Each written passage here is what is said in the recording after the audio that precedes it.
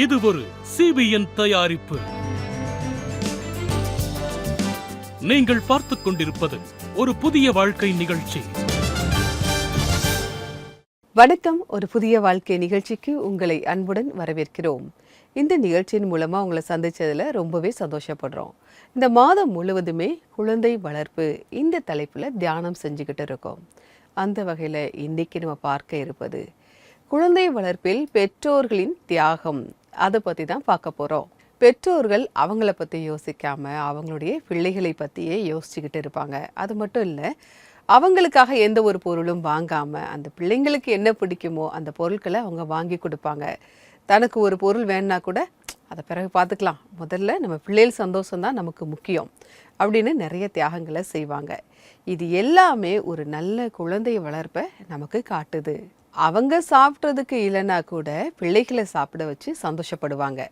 பிள்ளைங்க சந்தோஷமா இருந்தா போதும். இதுதான் பெற்றோர்களுடைய தியாகம். இன்னைக்கு நான்லாம் இப்படி ஒரு நல்ல நிலைமைக்கு வந்திருக்கேன் அப்படின்னா என்னுடைய பெற்றோர்களுடைய தியாகம் தான் அதில் இருக்குது. எப்போவுமே என்னை சந்தோஷப்படுத்தி பார்த்துக்கிட்டே இருப்பாங்க. அவங்களுக்கு ஒரு கஷ்டம்னா கூட அதை வெளியில் காட்டாமல் எனக்காகவே எங்கள் அப்பா அம்மா நிறைய செஞ்சுருக்காங்க. இப்படி தான் ஒவ்வொரு பெற்றோருமே இருக்கணும். மனிதர்களே இப்படி இருக்கும்போது நம்முடைய பரலோக தந்தை எப்படி இருப்பார்? நம்ம எல்லாருமே அவருக்கு பிள்ளைகளாக இருக்கிறோம். நம்மை அவர் சந்தோஷப்படுத்துகிறார். நமக்காக அவர் தியாகம் செய்திருக்கிறார். இப்போது நம்ம குஞ்சா அவங்களுடைய சாட்சியை பார்க்க போகிறோம்.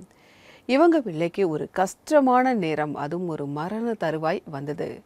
அதுலேருந்து எப்படி அவங்க மீண்டு வந்தாங்க, ஒரு புதிய வாழ்க்கையை பெற்றுக்கொண்டாங்கன்னு அவங்க சொல்கிறாங்க. வாங்க பார்க்கலாம். என் குழந்தைக்கு ஏதாவது ஆயிடுச்சுன்னா நான் என்ன செய்யறது? எனக்கு தெரியல.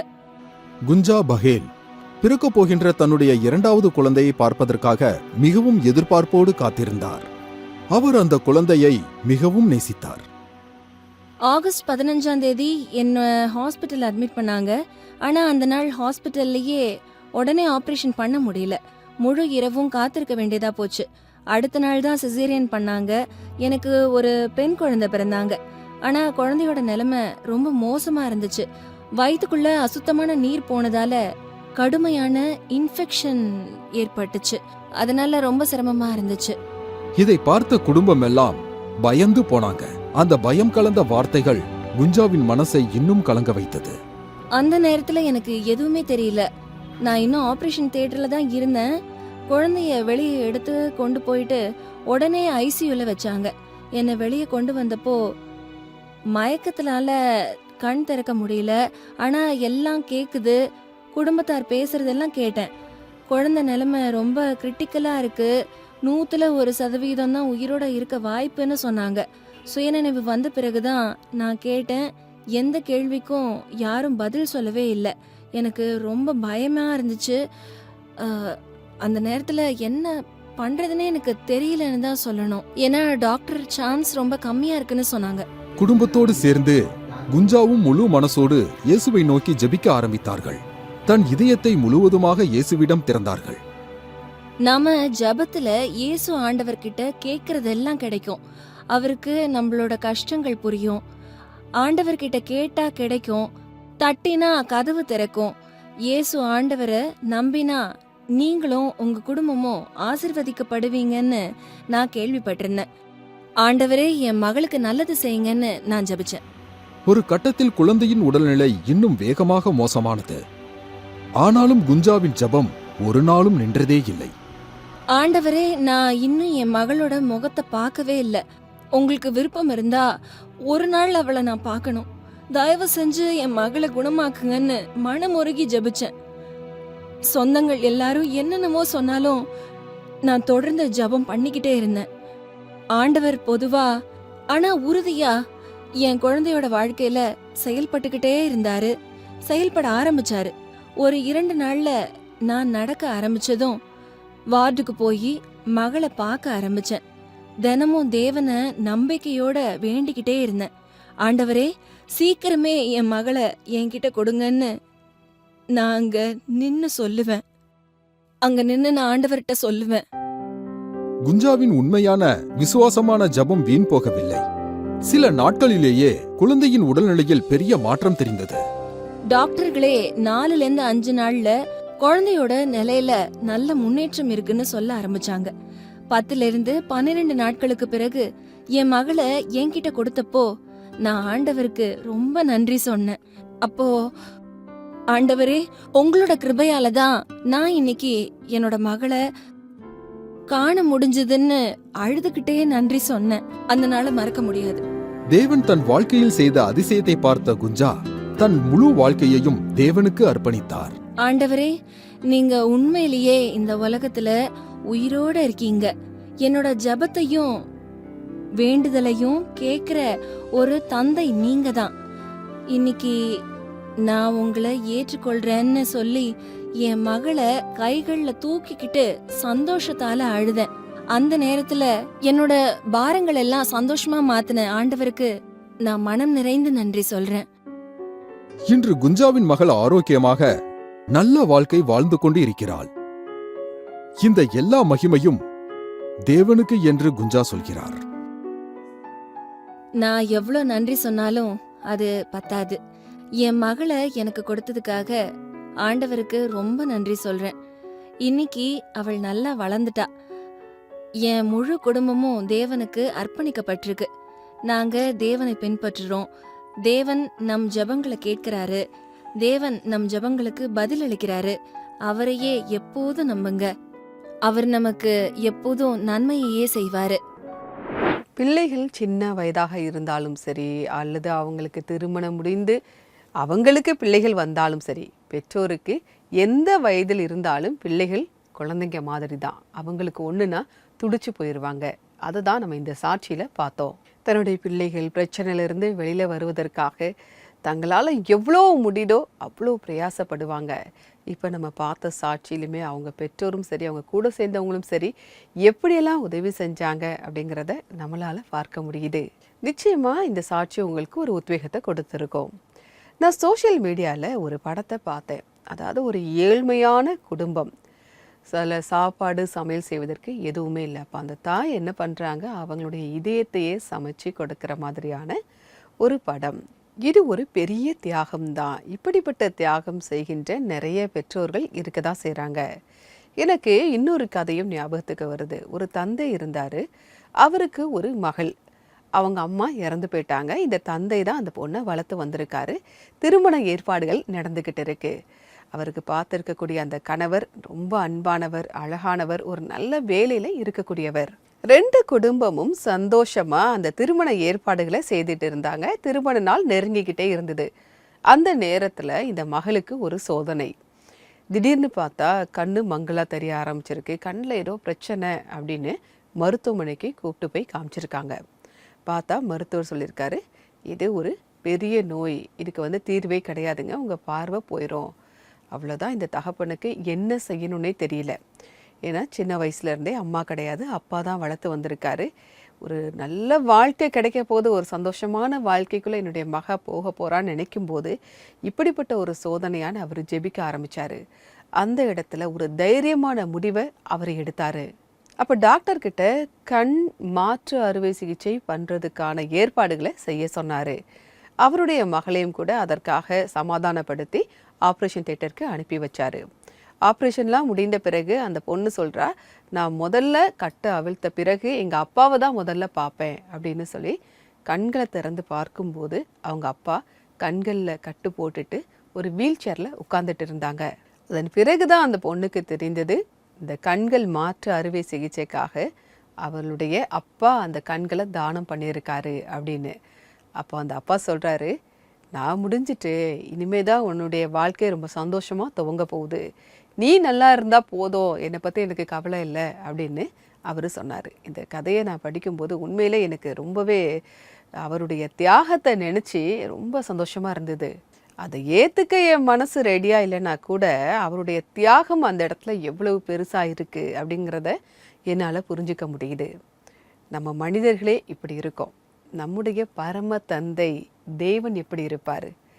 அவர் நமக்காக, அதாவது நம்ம நிறைய பாவம் செஞ்சுருக்கோம், நம்முடைய பாவங்களிலிருந்து விடுதலை பெற, பாவ மன்னிப்பை பெற அவருடைய ஒரே பேரான குமாரனாகிய ஆண்டவராகிய இயேசு கிறிஸ்துவை நமக்காக ஒப்பு கொடுத்திருக்கிறார். உங்களுக்காக பைபிள்ல இருந்து ஒரு வசனத்தை நான் வாசிக்கிறேன். யோவான் 3:16.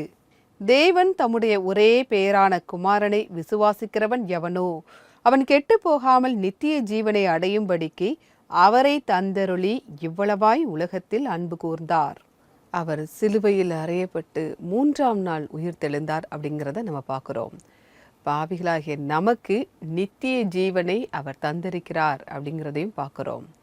அப்படிப்பட்ட அன்பை நாம் பெற்றுக்கொள்ள வேண்டும். தொடர்ந்து ஜெபிக்கும் போது, பைபிள் வாசிக்கும் போது, நம்ம தேவ ஐக்கியத்தில் இருக்கும்போது இந்த அன்பை நம்மளாலையும் பெற்றுக்கொள்ள முடியும். குழந்தை வளர்ப்பில் உங்களுக்கு ஏதாவது ஒரு ஜெப உதவி தேவை அப்படின்னா நீங்கள் எங்களுடைய சிபிஎன் பிரேயர் லைன் நம்பருக்கு கால் பண்ணலாம்.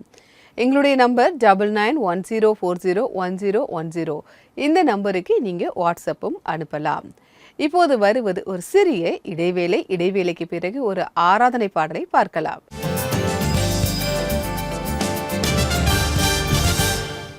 பேரண்டிங்ன்றது ஒரு மிகப்பெரிய பொறுப்பு.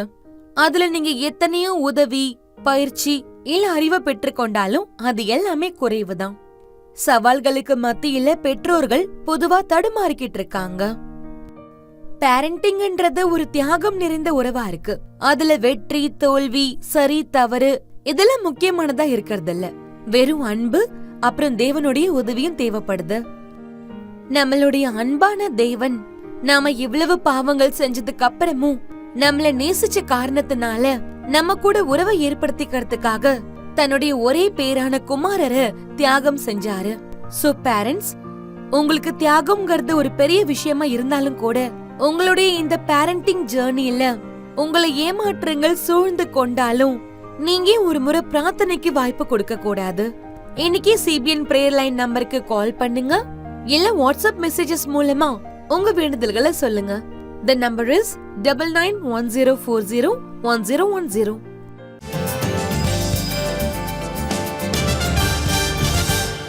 வெல்கம் பேக் டு ஒரு புதிய வாழ்க்கை. குழந்தை வளர்ப்புல பெற்றோர்களின் தியாகத்தை பத்தி பேசிக்கிட்டு இருக்கோம். பெற்றோர்கள் இப்படி தியாகம் செய்யும்போது ரொம்பவே சந்தோஷப்படுறாங்க அப்படிங்கிறதையும் பார்த்தோம். அதே மாதிரி தான் நம்முடைய தேவனும் நம்மேல் வைத்த அன்பின் காரணமாக தன்னுடைய ஒரே பேரான குமாரனாகிய ஆண்டவராகிய இயேசு கிறிஸ்துவையே நமக்காக தந்திருக்கிறார். அவர் நமக்கு நித்திய வாழ்க்கையை தந்திருக்கிறார் அப்படிங்கிறத நம்ம பார்த்தோம். பெற்றோர்கள் பிள்ளைகளிடத்தில் காட்டுகின்ற தியாகம் தேவன் நம்மிடத்தில் காட்டுகின்ற தியாகத்தின் சாயலாக இருக்கிறது. இப்போது ஒரு ஆராதனை பாடலை பார்ப்போம்.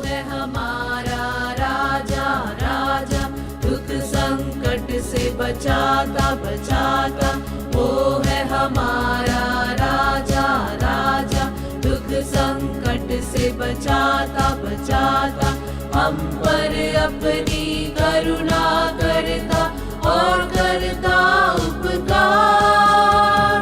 क्यों ना उस पर तन मन वारे दे अपना अधिकार।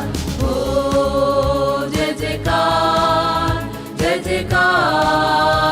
करे,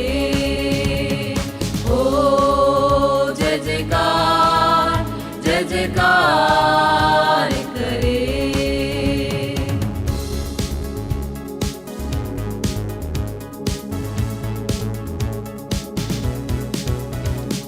स्वर्ग है उसका सिंहासन सिंहासन, पृथ्वी बनी है आसन आसन। स्वर्ग है उसका सिंहासन सिंहासन, पृथ्वी बनी है आसन आसन। आकाश उसकी महिमा बताए, हस्तकला को दिखाए। सारी पृथ्वी उसकी रचना, उसका ही प्रताप। हो जय जयकार जय जयकार। இந்த பாடலை பாடிய குழுவினருக்கு எங்களுடைய நன்றி. தேவன் உங்களை ஆசிர்வதிப்பாராக. உங்களுடைய சர்ச் கொயர் பாடல்களும் நம்முடைய ஒரு புதிய வாழ்க்கை நிகழ்ச்சியில் ஒளிபரப்ப வேண்டுமா அப்படின்னா நீங்கள் எங்களுடைய வெப்சைட்டில் வந்து ரெஜிஸ்டர் பண்ணுங்கள். எங்களுடைய அட்ரஸ் www.cbnindia.org/churchchoirs-in-concert/register-your-choir. இப்போது வருவது ஒரு சிறிய இடைவேளை. இடைவேளைக்கு பிறகு சேர்ந்து ஜெபிக்கலாம்.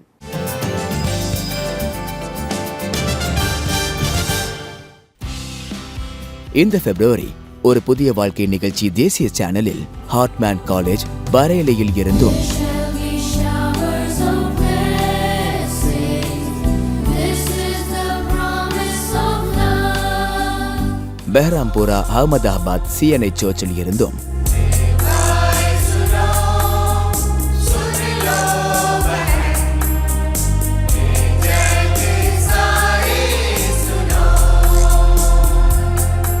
த Indore Pentecostal church of God இண்டோரில் இருந்தும்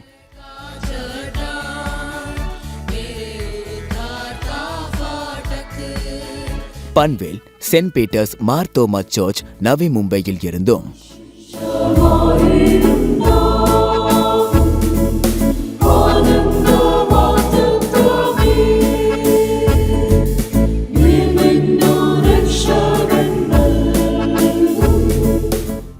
கலர்ஸ் டிவி மற்றும் சிபிஎன் இந்தியா யூடியூப் சேனலிலும் ஒளிபரப்பாகிறது.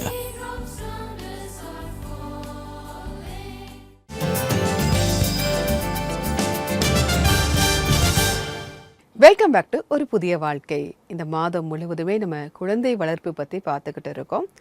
அந்த வகையில் இன்னைக்கு பெற்றோர்கள் செய்யக்கூடிய தியாகத்தை பற்றி பார்க்குறோம். பெற்றோர் அப்படிங்கிற பொறுப்பு கஷ்டமான ஒரு பொறுப்பு தான். இந்த கஷ்டமான பொறுப்பில் நம்ம நிறைய தியாகங்களை ஒவ்வொரு நேரத்துலையுமே செய்ய வேண்டி இருக்கு. சில நேரம் இப்படிப்பட்ட தியாகங்கள் நம்ம செய்யும்போது அது கொஞ்சம் நம்மளை கஷ்டப்படுத்தக்கூடியதா வேதனைக்குரியதா இருக்கும். சில நேரம் நம்ம ஒரு கடினமான முடிவை தைரியமான முடிவை எடுக்க வேண்டிய ஒரு சூழ்நிலை வரலாம். அப்படிப்பட்ட நேரத்தில் தேவனுடைய உதவி நமக்கு ரொம்ப அவசியமாக இருக்கு. ஜெபம்தான் அதற்கு ஒரே வழி. இப்போ நான் உங்களுக்காக ஜெபிக்க போறேன். நீங்க என் கூட சேர்ந்து ஜெபிக்கலாம்.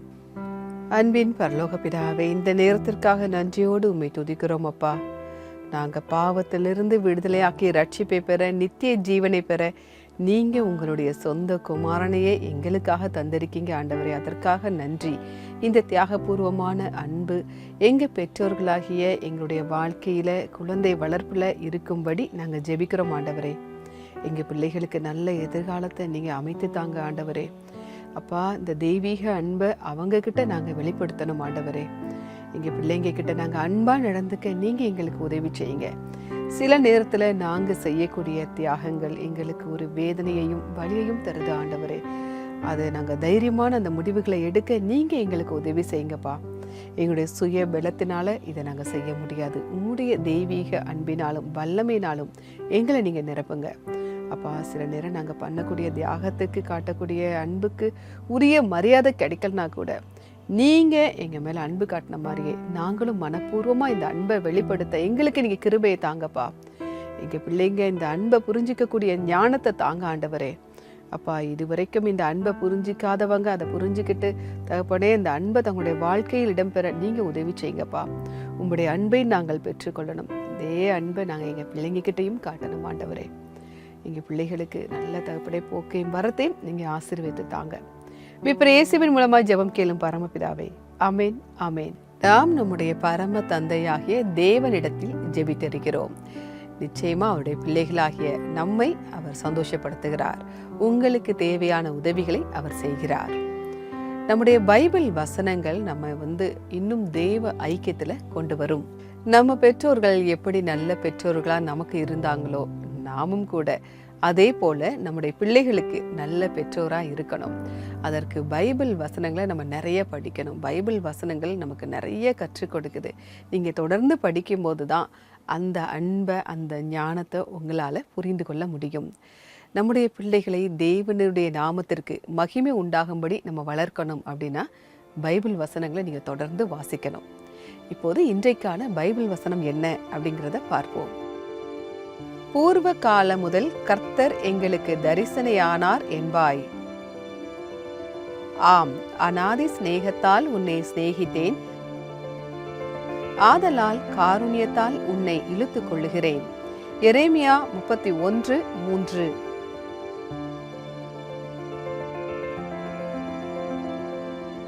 அநாதி சிநேகத்தால் உன்னை சிநேகித்தேன், ஒரு நித்தியமான அன்பால உன்னை நேசிச்சேன் அப்படிங்கிறத இந்த வசனம் நமக்கு சொல்லுது. நாமும் கூட நம்முடைய பிள்ளைகளுக்கு அப்படிப்பட்ட ஒரு அன்பை தான் தரணும்.